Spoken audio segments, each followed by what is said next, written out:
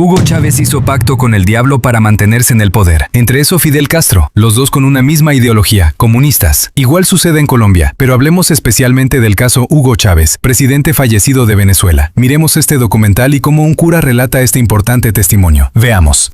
Durante años circularon historias diabólicas y aterradoras de los dictadores Fidel Castro y Hugo Chávez Frías, que para muchos eran difíciles de creer. En particular, cuando se hablaba de los rituales satánicos para sostenerse en el poder, muchos lo consideraban simple conspiración, otros hablaban de manipulación psicológica, pero esta noche un protagonista rompe el silencio.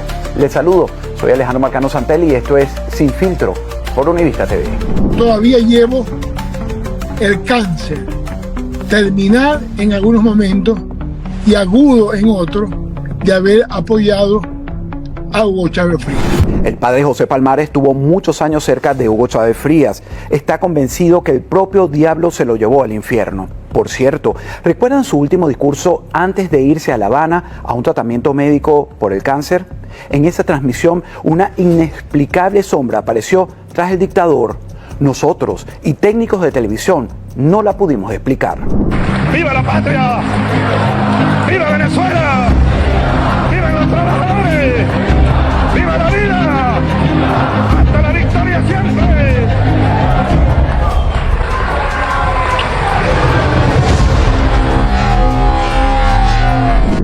Chávez fue a La Habana porque los santeros cubanos, los babalaos cubanos, los brujos de Castro, después del golpe de Carmona, ellos quisieron amarrar y consolidar y atornillar a Chávez en el poder, desde el punto de vista del esoterismo político. Y por supuesto, tienen que hacerlo en base a un rito de pacto diabólico. Ese rito, por la caducidad, dura 10 años. Y el diablo solamente te da, Alejandro, 3 cosas. Te da poder, fama y dinero. No te da más nada. Y lo hizo Chávez. Allá él se llevó de Venezuela a 23, de 16 a 23.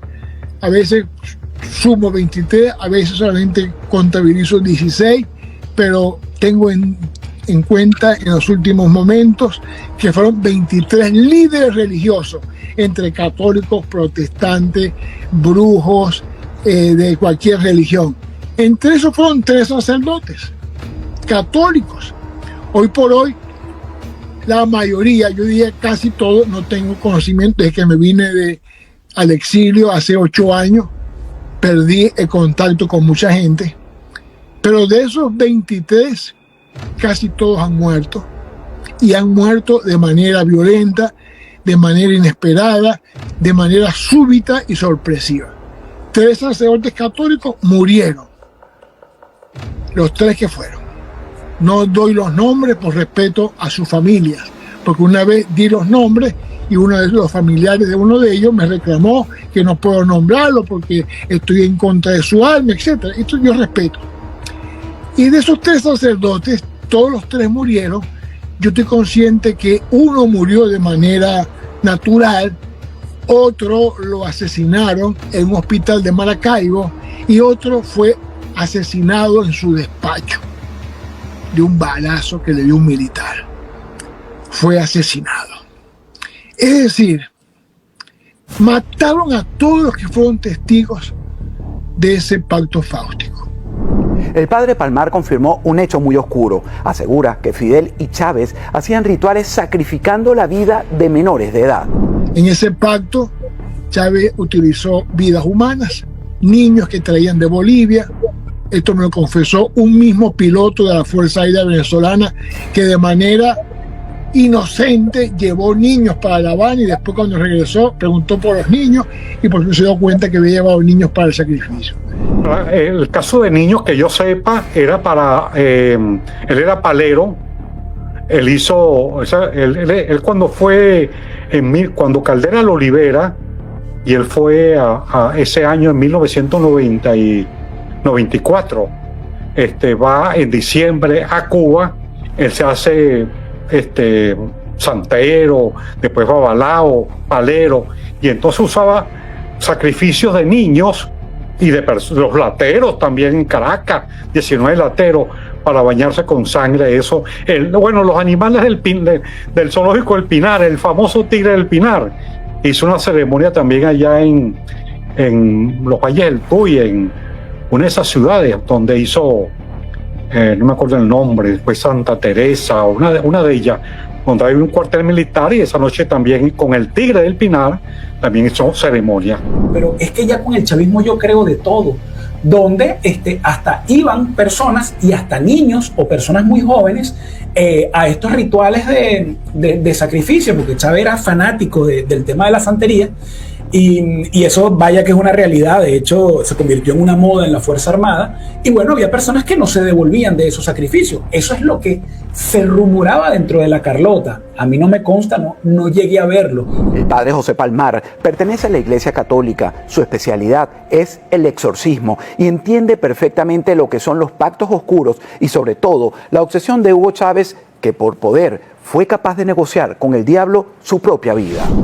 Cuando Chávez me invita a La Habana hace 24 años para que lo acompañe a hacer el pacto fáustico, cosa que yo totalmente me negué, y ahí comencé yo a ver de que no era un mundo político sano, de que no era un mundo político honesto, de que él era el padre de la criatura de la corrupción galopante.